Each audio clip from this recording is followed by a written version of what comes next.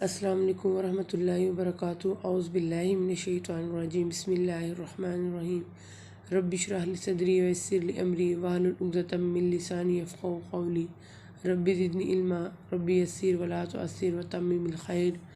الحمدللہ، آج ہم پارہ نمبر 29 کا آغاز کریں گے۔ اس کا آغاز ہم سورہ ملک سے کریں گے۔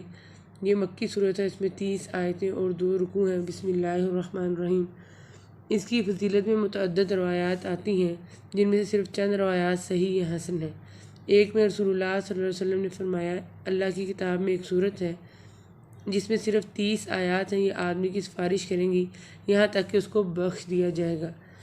اسی طرح ایک اور روایت میں قرآن مجید میں ایک صورت ہے جو اپنے پڑھنے والے کی طرف سے لڑے گی حتیٰ کہ اسے جنت میں داخل کروائے گی۔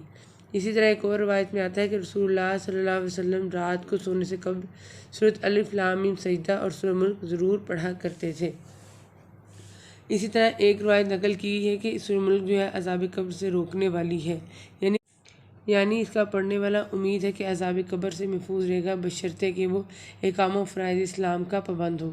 آغاز ہوتا ہے، بہت بابرکت ہے وہ اللہ جس کے ہاتھ میں بادشاہی ہے اور جو ہر چیز پر قدرت رکھنے والا ہے، جس نے موت اور حیات کو اس لیے پیدا کیا کہ تمہیں آزمائے کہ تم میں سے اچھے کام کون کرتا ہے، اور وہ غالب اور بخشنے والا ہے۔ روح ایک ایسی غیر مرئی چیز ہے کہ جس بدن سے اس کا تعلق و اتصال ہو جائے وہ زندہ کہلاتا ہے، اور جس بدن سے اس کا تعلق کٹ جائے، منقطع ہو جائے، وہ موت سے ہمکنار ہو جاتا ہے۔ اس نے یہ عارضی زندگی کا سلسلہ جس کے بعد موت ہے اس لیے قائم کیا ہے تاکہ وہ آزمائے کہ اس زندگی کا صحیح استعمال کون کرتا ہے۔ جو اسے ایمان و اطاعت کے لیے استعمال کرے گا اس کے لیے بہترین جزا ہے اور دوسروں کے لیے عذاب۔ اور پھر آگے اللہ تعالیٰ ارشاد فرما رہے ہیں، اور اپنے رب کے ساتھ کفر کرنے والوں کے لیے جہنم کا عذاب ہے، اور کیا ہی بری جگہ ہے۔ اور پھر اللہ تعالیٰ اہل کفر و تکذیب کے مقابلے میں اہل ایمان کو ان کی نعمتوں کا ذکر کر رہے ہیں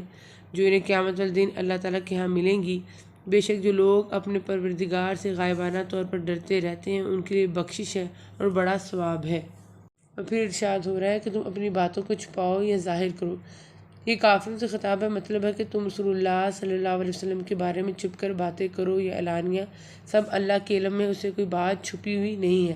وہ تو سینوں کی پوشیدگیوں کو بھی بخوبی جانتا ہے، یعنی سینوں اور دلوں میں ان میں پیدا ہونے والے خیالات، اور سب کا خالق اللہ تعالیٰ ہی ہے۔ تو کیا وہ اپنی مخلوق سے بے علم رہ سکتا ہے؟ کیا وہی نہ جانے جس نے پیدا کیا ہے؟ پھر وہ باریک بین اور باخبر بھی ہو، یعنی جس کا علم اتنا لطیف ہے کہ دلوں میں پرورش پانے والی باتوں کو بھی جانتا ہو۔ ارشاد ہو رہا ہے کہ آسمان اور زمین میں موجود جتنی ساری اشیاء ہیں جو تمہارے تابع کر دی گئی ہیں، تمہارے لیے مسخر کر دی گئی ہیں تاکہ تم انہیں ضرورت کے تحت استعمال کرو، لیکن ان چیزوں کا جو استعمال ہے موجودہ جو فانی دنیا ہے اسی تک محدود ہے۔ پھر اس کے بعد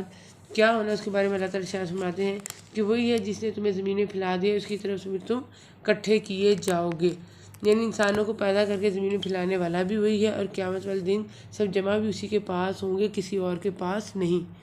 تاکہ وہ جس نے دنیا یعنی دارالامتحان میں بھیجا ہے وہی پھر اس کے رزلٹ سے آگاہی بھی دے گا اور جزا اور سزا کا تعین بھی۔ پھر سورۃ ملک کا آغاز ہو جاتا ہے۔ بسم اللہ الرحمن الرحیم۔ یہ مکی صورت ہے، اس میں 52 آیتیں اور 2 رکوع ہیں۔ ارشاد ہوتا ہے، نون، قسم ہے قلم کی اور اس کی جو کچھ کے وہ فرشتے لکھتے ہیں، تو اپنے رب کے فضل سے دیوانہ نہیں ہے۔ یہ جواب قسم ہے جس میں کفار کے قول کا رد ہے، وہ نعوذ باللہ آپ کو مجنون یعنی دیوانہ کہتے تھے۔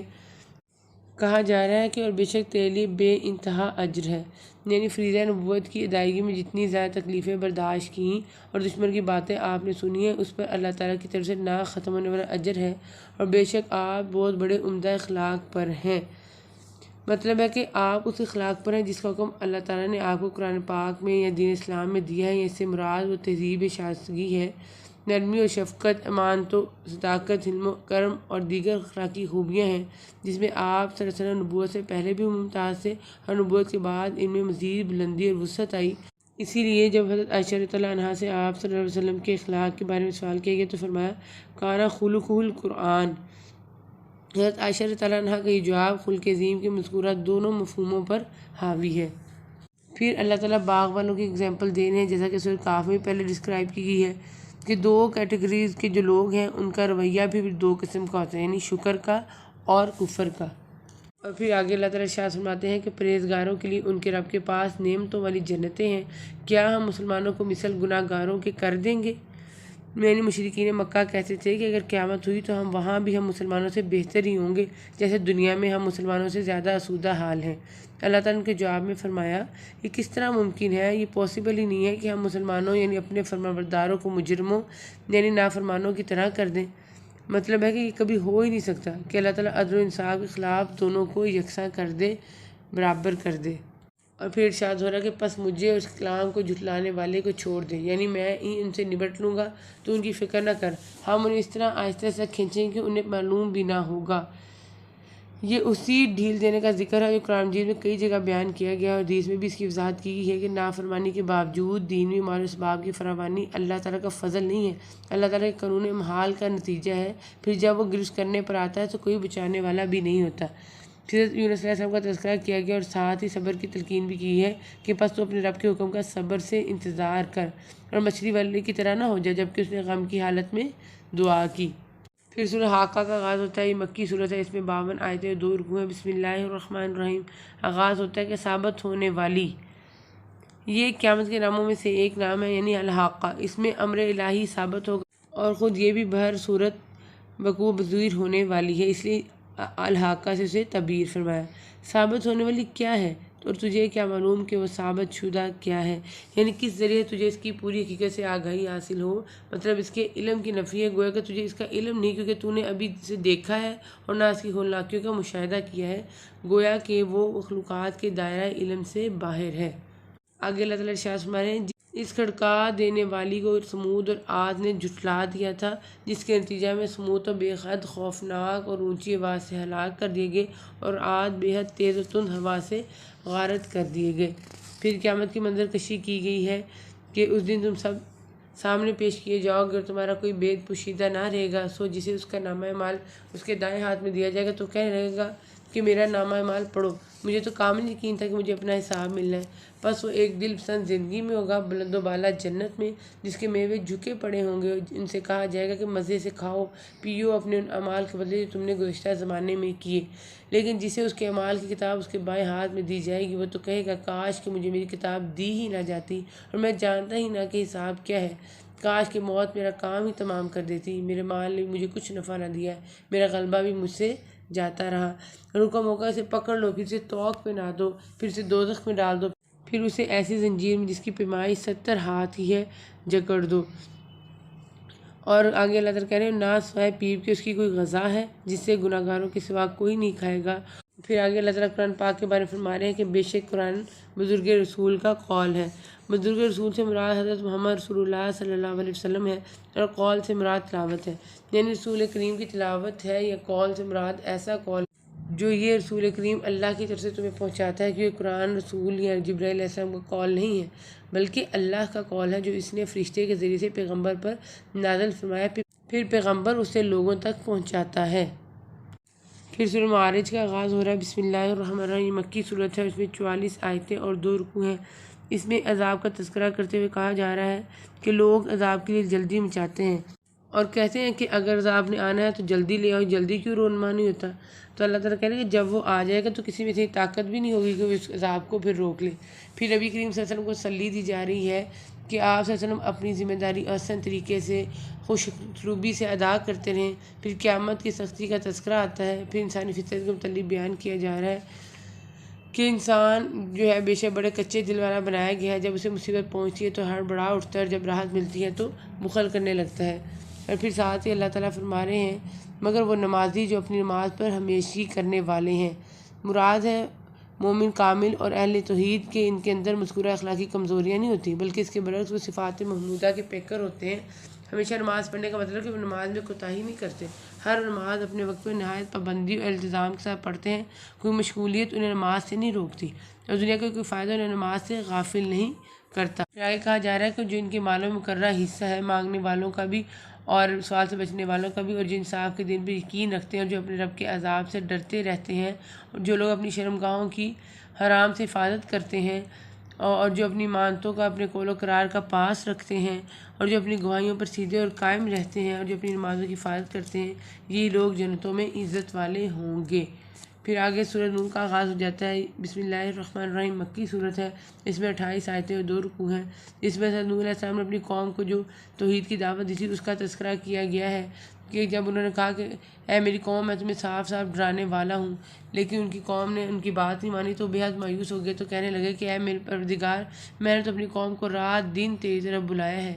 یعنی تیرے حکم کی تعمیل میں بغیر کسی کوتاہی کے رات دن میں نے تیرا پیغام اپنی قوم کو پہنچایا ہے، مگر میرے بلانے سے لوگ اور زیادہ بھاگنے لگے، یعنی میری پکار سے ایمان سے اور زیادہ دور ہو گئے ہیں۔ جب کوئی قوم گمراہی کے آخری کنارے پر پہنچ جائے تو پھر اس کا یہی حال ہوتا ہے کہ اسے جتنا اللہ کی طرف بلاؤ وہ اتنا ہی دور بھاگتی ہے۔ اور پھر آخر میں نوح علیہ السلام اللہ تعالیٰ سے دعا کرتے ہیں کہ اے میرے پروردگار، تو مجھے میرے ماں باپ اور جو ایمان کی حالت میں میرے گھر میں آئے اور تمام مومن مردوں اور عورتوں کو بخش دے، اور کافروں کو سوائے بربادی کے اور کسی بات میں نہ بڑھانا۔ پھر سورۃ جن کا آغاز ہو جاتا ہے، یہ مکی صورت ہے، اس میں 28 آیتیں 2 رکوع ہیں۔ بسم اللہ الرحمن الرحیم آغاز ہوتا ہے کہ اے محمد صلی اللہ علیہ وسلم، آپ کہہ دیں کہ مجھے وحی کی گئی ہے کہ جنوں کی جماعت نے قرآن سنا اور کہا کہ ہم نے عجیب قرآن سنا ہے۔ یہ واقعہ ہم نے سورہ اعقاف میں پہلے بھی پڑھا ہے۔ نبی صلی اللہ علیہ وسلم وادی نخلہ میں صحابہ کرام رضی اللہ عنہم کو فجر کی نماز پڑھا رہے تھے کہ کچھ جنوں کا وہاں سے گزر ہوا تو انہوں نے آپ صلی اللہ علیہ وسلم کا قرآن سنا، جس سے وہ متاثر ہوئے۔ یہاں بتایا جا رہا ہے کہ اس وقت جنوں کا قرآن سننا آپ کے علم میں نہیں آیا، بلکہ وحی کے ذریعے سے آپ کو اس سے آگاہ کیا گیا۔ اور پھر آگے اللہ تعالیٰ کہہ رہے ہیں کہ اے نبی، یہ بھی کہہ دو کہ اگر لوگ راہ راست پر سیدھے رہتے تو یقیناً ہم انہیں بہت وافر پانی پلاتے تاکہ ہم اس میں انہیں آزما لیں، اور جو شخص اپنے پروردگار کے ذکر سے منہ پھیر لے گا تو اللہ تعالیٰ اسے سخت عذاب میں مبتلا کر دے گا۔ اور پھر آگے اللہ تعالیٰ کہہ رہے ہیں کہ ان کی آنکھ نہ کھلے گی یہاں تک کہ اسے دیکھ لیں جس کا ان کو وعدہ دیا جاتا ہے۔ مطلب یہ کہ یہ نبی صلی اللہ علیہ وسلم اور مومنین کی دعوت اپنے کفر میں مصر رہیں گے یہاں تک کہ دنیا یا آخرت میں وہ عذاب دیکھ لیں جن کا ان سے وعدہ کیا جاتا ہے۔ پس ان قریب جان لیں گے کہ کس کا مددگار کمزور، کس کی جماعت کم ہے، یعنی اس وقت ان کو پتہ لگے گا کہ مومنوں کا مددگار کمزور ہے یا مشرکوں کا، اور اہل توحید کی تعداد کم ہے یا غیر اللہ کے پجاریوں کی۔ مطلب یہ ہے کہ پھر مشرکین کا تو سرے سے کوئی مددگار ہی نہیں ہوگا، اللہ تعالیٰ کے ان گنت لشکروں کے مقابلے میں ان مشرکین کی تعداد بھی آٹے میں نمک کے برابر ہوگی۔ پھر اللہ تعالیٰ کہہ رہے ہیں کہ وہ غیب کا جاننے والا ہے، یعنی عالم الغیب ہے، اپنے غیب پر کسی کو مطلع نہیں کرتا سوائے اس پیغمبر کے جسے وہ پسند کر لے، لیکن اس کے بھی آگے پیچھے پہرے دار مقرر کر دیتا ہے۔ پھر سورہ مزمل کا آغاز ہو رہا ہے۔ بسم اللہ الرحمن الرحیم، یہ مکی صورت ہے، اس میں 20 آیتیں اور 2 رکوع ہیں۔ ارشاد ہوتا ہے کپڑے میں لپٹنے والے، یعنی نبی صلی اللہ علیہ وسلم کو پکار کر ان کو جو امپورٹنٹ مشن ہے دیا گیا تھا اس کی تیاری کی تلقین کی جا رہی ہے کہ آپ اپنے رب کے نام کا ذکر کیا کریں اور تمام خلائق سے کٹ کر اس کی طرف متوجہ ہو جائیں،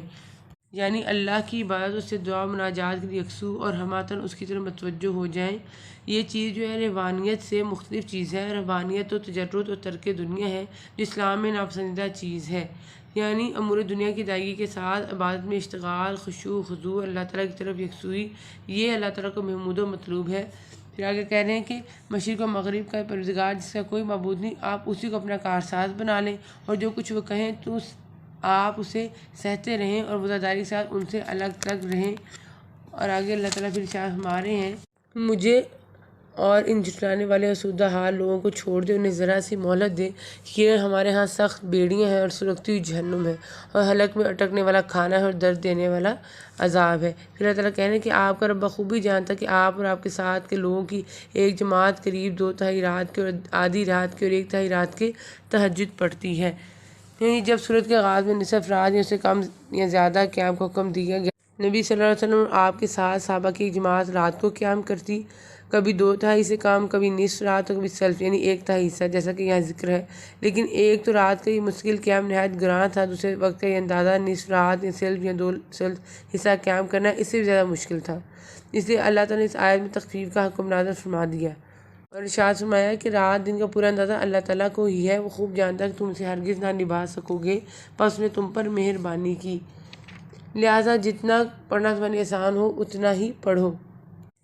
اور پھر دوبارہ اللہ تعالیٰ آسانی کے لیے تلقین فرما رہے ہیں کہ سو تم بآسانی جتنا قرآن پڑھ سکو پڑھو اور نماز کی پابندی کرو اور زکوٰۃ دیتے رہا کرو، اللہ تعالیٰ کو اچھا قرض دو، اور جو نیکی تم اپنے لیے آگے بھیجو گے اسے اللہ تعالیٰ کے ہاں بہتر سے بہتر اور ثواب میں بہت زیادہ پاؤ گے۔ اللہ تعالیٰ سے معافی مانگتے رہو، یقیناً اللہ تعالیٰ بخشنے والا مہربان ہے۔ پھر سورہ مدثر کا آغاز ہوتا ہے۔ بسم اللہ الرحمن الرحیم، یہ مکی صورت ہے، اس میں 56 آیتیں اور 2 رکوع ہیں۔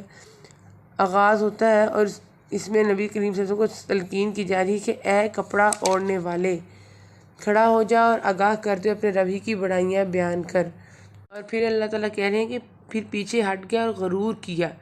یعنی جس نے حق سے منہ موڑا، ایمان لانے سے تکبر کیا اور کہنے لگا یہ تو صرف جادو ہے جو نقل کیا جاتا ہے، یعنی کسی سے یہ سیکھ کر آتے ہیں، نعوذ باللہ نبی صلی اللہ علیہ وسلم، اور وہاں سے نقل کر کے لاتے ہیں، دعویٰ کرتے ہیں کہ اللہ تعالیٰ کا نازل کردہ ہے۔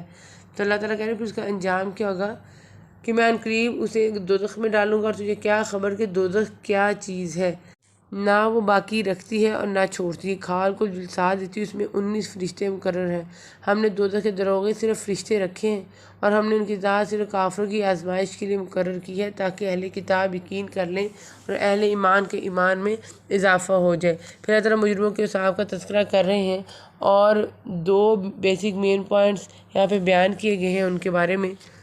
کہ جب ان سے سوال کیا جائے گا تمہیں کس چیز نے دوزخ میں ڈالا، تو جواب دیں گے ہم نمازی نہ تھے، نہ مسکینوں کو کھانا کھلاتے تھے۔ نماز حقوق اللہ میں سے اور مساکین کو کھلانا حقوق العباد میں سے ہے، مطلب یہ ہوا کہ ہم نے اللہ کے حقوق ادا کیے نہ بندوں کے۔ پھر ارشاد ہوتا ہے اب جو چاہے اسے نصیحت حاصل کرے، یعنی سچی بات تو یہ کہ قرآن پاک کی نصیحت ہے نا، لیکن اس کے لیے جو اس قرآن کے مواعظ و نصائح سے عبرت حاصل کرنا چاہے اس کے لیے نصیحت ہے، اور اس قرآن سے ہدایت و نصیحت تو اس سے ہی حاصل ہوگی جسے اللہ چاہے گا، جیسے سورۃ تکویر کے آیت نمبر 29 میں ہے وَمَا تَشَاءُونَ إِلَّا أَن يَشَاءَ اللَّهُ رَبُّ الْعَالَمِينَ۔ پھر سورۃ قیامہ کا آغاز ہوتا ہے، بسم اللہ الرحمن الرحیم، یہ مکی ہے اور اس میں 40 آیتیں اور 2 رکوع ہیں۔ ارشاد ہوتا ہے کہ میں قسم کھاتا ہوں قیامت کے دن کی، اور قسم کھاتا ہوں اس نفس کی، یعنی نفس لوامہ جو ملامت کرنے والا نفس ہے، یعنی بلائی پر بھی کرتا ہے کہ زیادہ کیوں نہیں کی، اور برائیوں پر بھی کہ اس سے باز کیوں نہیں آیا۔ دنیا میں بھی جن کے ضمیر بیدار ہوتے ہیں ان کے نفس انہیں ملامت کرتے ہیں، تاہم آخر میں تو سب کی نفس ملامت کریں گے۔ آگے اللہ تعالیٰ کہہ رہے ہیں کہ انسان یہ خیال کرتا ہے کہ ہم اس کی ہڈیاں جمع کریں گے ہی نہیں۔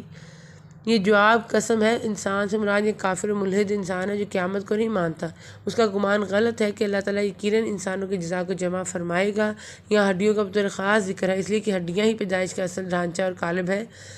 ہاں ضرور کریں گے، ہم تو قادر ہیں کہ اس کی پور تک درست کر دیں۔ بنان، ہاتھوں اور پیروں کے ان اطراف یعنی کناروں کو کہتے ہیں جو جوڑوں، ناخن، لطیف رگوں اور باریک ہڈیوں پر مشتمل ہوتے ہیں۔ جب یہ باریک اور لطیف چیزیں ہم بالکل صحیح جوڑ دیں گے تو بڑے بڑے حصوں کو جوڑ دینا ہمارے لیے کیا مشکل ہوگا۔ پھر اللہ تعالیٰ کہہ رہے ہیں کہ آج انسان کو اس کے آگے بھیجے ہوئے اور پیچھے چھوڑے ہوئے سے آگاہ کیا جائے گا، یعنی اس کو اس کے تمام اعمال سے آگاہ کیا جائے گا، قدیم ہو یا جدید، اول ہو یا آخر، چھوٹا ہو یا بڑا، جیسے سورۃ کہف کے آیت نمبر 49 میں ہے وَوَجَدُوا مَا عَمِلُوا حَاضِرًا۔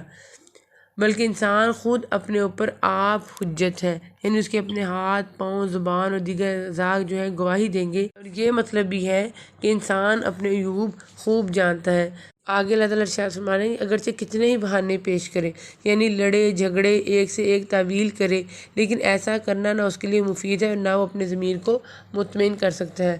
پھر ایک مرض کی جڑ کو مینشن کیا جا رہا ہے، اور وہ کیا ہے؟ ایک تو دنیا سے محبت ہے اور دوسری آخرت سے غفلت ہے۔ پھر سورۃ دہر کا آغاز ہوتا ہے، بسم اللہ الرحمن الرحیم، یہ مدنی سورت ہے اور اس میں 31 آیتیں اور 2 رکوع ہیں۔ ارشاد ہوتا ہے کہ یقیناً گزرا ہے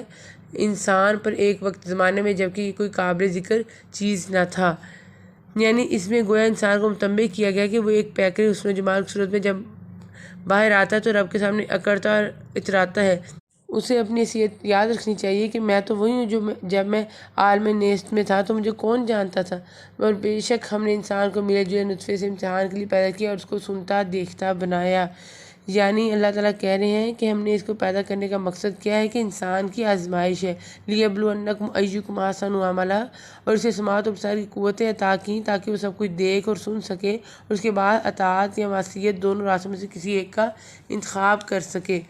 اور ہم نے اسے راہ دکھائی ہے خواہ وہ شکر گزار بنے خواہ نہ شکرا۔ یعنی مذکورہ قوتوں اور صلاحیتوں کے علاوہ ہم نے خود بھی انبیاء علیہم السلام اپنی کتابوں اور دایان حق کے ذریعے سے صحیح راستے کو بیان کیا اور کلیئر کر دیا ہے۔ اب یہ اس کی مرضی ہے کہ اللہ تعالیٰ کی اطاعت کا راستہ چوز کر کے اللہ تعالیٰ کا شکر گزار بندہ بن جائے، یا نافرمانی کا راستہ جو ہے چوز کر کے اس کا ناشکرہ بن جائے، جیسا کہ حدیث میں نبی صلی اللہ علیہ وسلم نے فرمایا کہ ہر شخص اپنے نفس کی خرید و فروخت کرتا ہے، بس اسے ہلاک کر دیتا ہے یا اسے آزاد کرا لیتا ہے، یعنی اپنے عمل و کسب کے ذریعے سے ہلاک یا آزاد کراتا ہے۔ اگر شر کمائے گا تو اپنے نفس کو ہلاک، اور خیر کمائے گا تو نفس کو آزاد کرا لے گا۔